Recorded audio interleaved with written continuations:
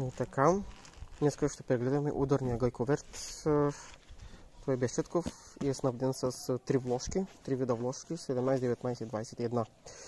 370 Нм при отвиване и при развиване 350 Нм. Ще го тестваме днеска, да видим как ще се справи.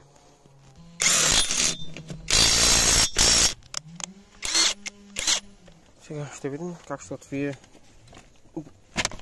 болтовете, стегнати при гумаджията последно. Да видим гайковерта как ще се представи.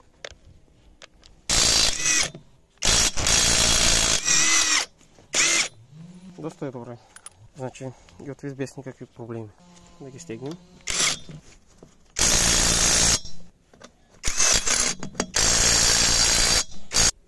Доста е добре. Хубавото е, че има спирачка, когато вече се отвие, то спира.